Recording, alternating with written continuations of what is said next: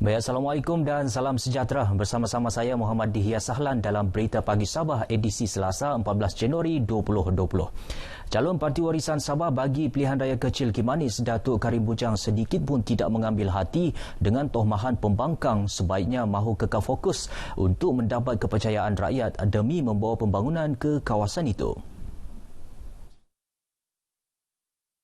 Menurut Datuk Karim, apa yang penting ketika ini ialah memanfaat peluang untuk mendapat kepercayaan, seterusnya sedaya upaya memperbaiki sebarang kelemahan. Saya langsung tidak terhiris pun dengan sebutan begitu, walaupun saya tahu bosku itu sudah kena recycle 2-3 kali. Saya straightforward. Sampai masa berhenti, kita berhenti. Tapi saya akan lakukan yang terbaik untuk generasi muda di kawasan ini. Beliau ditemui media dalam majlis ramah mesra dengan ahli-ahli APCO Membakut di Kampung Matujung, Membakut.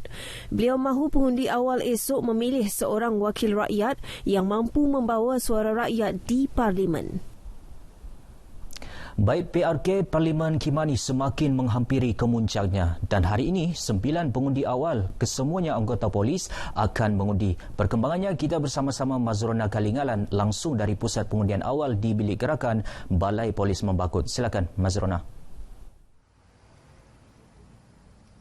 Terima kasih dia di studio. Baik, tumpuan bagi negeri Sabah khususnya di Parlimen P176 Kimanis ini semestinya tertumpu kepada pilihan raya kecil PRK P176 Kimanis yang dijadual akan berlangsung pada 18 Januari ini. Dan pada hari ini 14 Januari 2020 merupakan hari pengundian awal selepas hari penamaan calon yang telah berlangsung pada 4 Januari lalu di Dewan Datuk Seri Panglima Dun Banir Beaufort. Dan PRK Kimanis ini menyaksikan pertembungan 1 lawan 1 di antara calon Parti Warisan Sabah Warisan Datuk Haji Karim Bujang menentang Parti Barisan Nasional Datuk Muhammad Alamin. Baik, ketika ini saya berada betul-betul di hadapan Balai Polis Membakut ini untuk mengikuti hari pengundian awal dan suasana di sini juga begitu tenang dan media-media juga sudah mulai datang ke kawasan ini. Dan untuk perjalanan proses pengundian pada hari ini 9 anggota polis akan mengundi di Bilik Gerakan Polis Daerah Membakut yang akan dibuka tepat pada pukul 8 pagi dan ditutup pada pukul 12 tengah hari ini. Dan juga menurut Suruhanjaya Pilihan Raya SPR, peti undi akan dibawa ke lokap IP di Beaufort untuk disimpan dan pengiraannya akan dibuat pada hari penjumlahan undi pada 18 Januari ini di pusat pengiraan undi berkelompok di Bilik Mesyuarat 2 Pejabat Daerah Beaufort. Proses pengundian awal pada pagi ini juga akan disaksikan oleh ejen calon dan pemerhati pilihan raya yang telah dilantik SPR. Dan di samping itu juga penonton, di samping itu juga SPR akan menyiarkan proses pengundian awal secara live streaming menerusi laman rasmi Facebook SPR.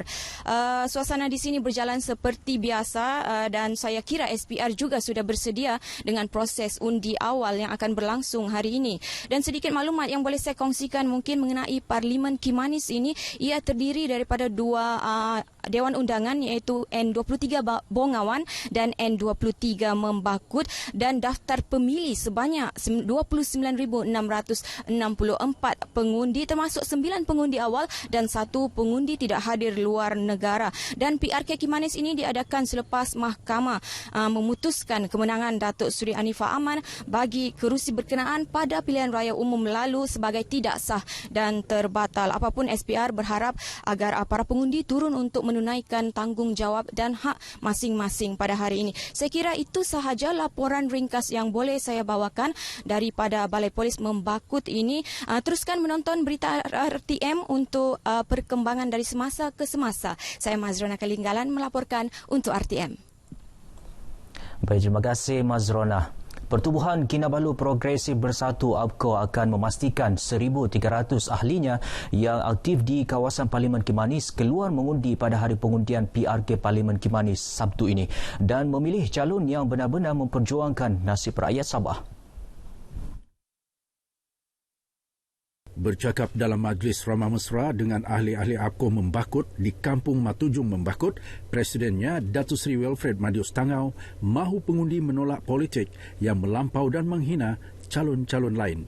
Beliau yang juga Timbalan Ketua Menteri Sabah menjelaskan pihak pembangkang sengaja memainkan isu panas hingga mengelirukan rakyat, terutama isu PAS sementara Sabah.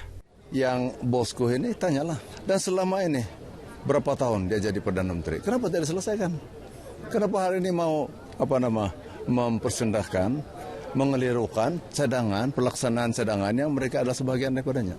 Kalau tiada, biar rakyat yang menentukan, kan? Jangan kelirukan.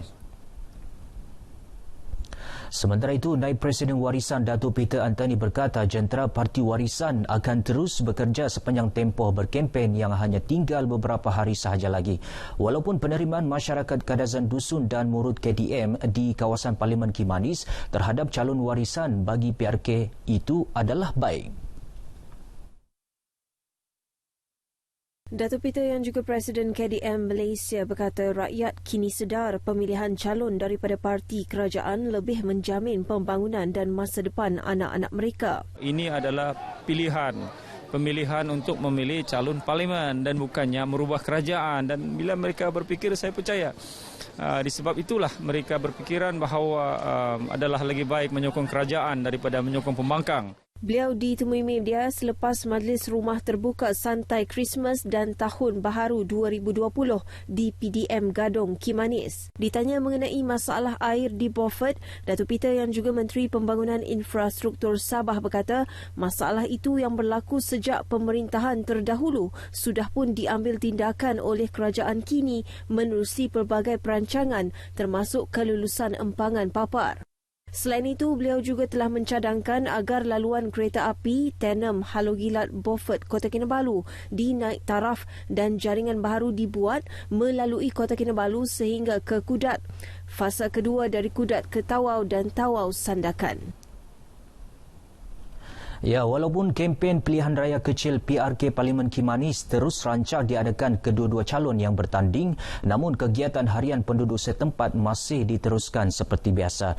Ini termasuklah perusahaan kilang kopi yang terkenal di Kimanis. Kilang kopi tersebut yang terletak di Kampung Simpangan Ulu Kimanis diusahakan sebuah keluarga sejak 20 tahun lepas. Laporan penuh bersama-sama Sarifah Monazrah Sarip dan Jurukamera Roslia Gonila yang meninjau kilang tersebut.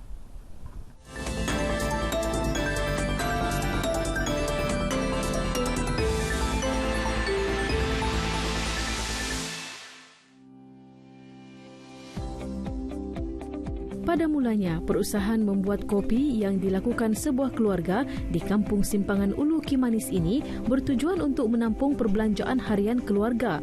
Namun, berkat usaha dan kerja keras mereka, akhirnya sebuah kilang kopi yang pertama di kampung itu berjaya didirikan dan bertahan lebih 20 tahun.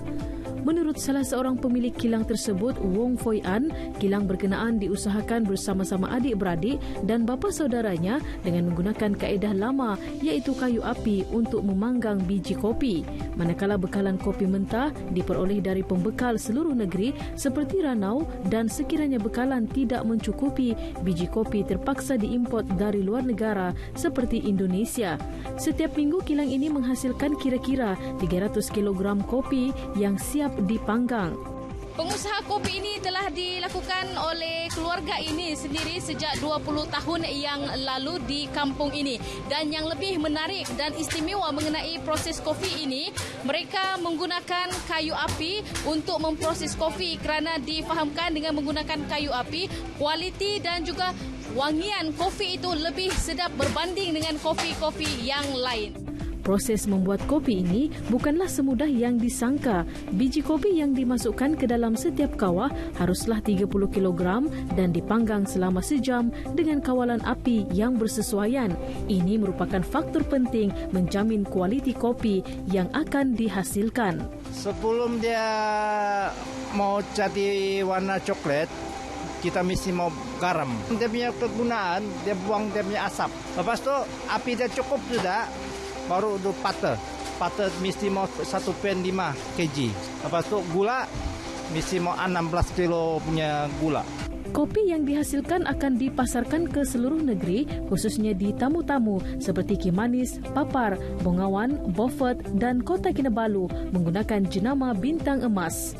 Sementara itu, Kementerian Pertanian dan Industri Makanan melihat perusahaan ini mempunyai potensi yang baik untuk dikembangkan. Kita melihat bahawa memang kopi ini mempunyai peluang yang baik, yang cerah kalau kita bukan saja di dalam negeri tetapi juga di luar negeri. Kerana kita banyak pengunjung-pengunjung yang datang ke Sabah ini. Kalau ini kita bagi peluang dan kita cop sebagai jenama Kimanis, saya rasa ini juga akan memberi nama Kimanis ini lebih naik. Pewujudan kilang-kilang hasil perusahaan keluarga seumpama ini perlu dibangunkan bagi membuka lebih banyak peluang pekerjaan kepada anak-anak muda tempatan. Sarifah Munazrah Sarip, RTM. Pelajar sekolah yang akan menamatkan pengajian menengah sekitar Parlimen Kimanis harus proaktif meningkatkan potensi diri. Menteri Pelajaran dan Inovasi Sabah Datuk Dr. Yusof Yaakob pada program kesedaran kejayaan di Sekolah Menengah Kebangsaan SMK Bongawan mahu pelajar beka untuk meneroka sistem permohonan dalam talian pekerjaan dan latihan dalam industri minyak dan gas Pomigas di Sabah. Menurut beliau, Pomigas yang dilancarkan tahun lalu menerima lebih 1,800 permohonan menyasarkan pelajar lepasan sekolah. Di bawah Jabatan Komputer Negeri Sabah, tetapi mereka ada satu portal Pomigas, tapi fokus kepada rekrutmen pendaftaran siapa yang berminat dalam industri minyak dan gas. Kita tidak ada masalah yang itu, kita memang bekerjasama. Portal itu menyalurkan maklumat tepat kepada individu yang berminat kepada kerjaya dalam bidang industri minyak dan gas. Ia juga selaras bagi meningkatkan tenaga kerja di Sabah dan mengurangkan pengangguran. Kerajaan negeri bekerja keras menarik minat pelabur dalam dan luar negara untuk mewujudkan lebih banyak sektor pekerjaan kepada rakyat negeri. Persatuan Bulan Sabit Merah PBSM Daerah Kota Kinabalu merancang untuk membina bangunan baharu PBSM di Sembulan bagi menggantikan bangunan sedia ada yang agak uzur. Ini kerana terdapat struktur bangunan yang sudah usang dan berbahaya. Menurut pengerusi PBSM Daerah Kota Kinabalu, Remy Martin Gunsalam, pihaknya sedang mengenal pasti arkitek untuk memberi penerangan mengenai struktur bangunan yang boleh dibina di tapak bangunan lama dengan keluasan agak terhad. Beliau berkata demikian kepada pemberita RTM di Pejabat PBSM Sembulan, Kota Kinabalu. Remy Martin berkata PBSM Daerah Kota Kinabalu bergantung kepada perkhidmatan van ambulans untuk menjana pendapatan bagi pembinaan semula bangunan tersebut yang dianggar bernilai RM2 juta selain membayar gaji kaki tangan PBSM. PBSM menerima lebih 60 sewaan perkhidmatan ambulans membawa pesakit ke hospital dan program larian sekitar Kota Kinabalu dalam tempoh seminggu. Selain itu, PBSM Daerah Kota Kinabalu turut aktif memberi ceramah dan latihan kecemasan kepada pusat latihan industri yang memerlukan di sekitar Kota Kinabalu. Latihan dan ceramah disampaikan jurulatih bertauliah PBSM. Baik, sekian berita pagi saya Sabah. Saya Muhammad Dihya Sahlan. Assalamualaikum dan salam sejahtera.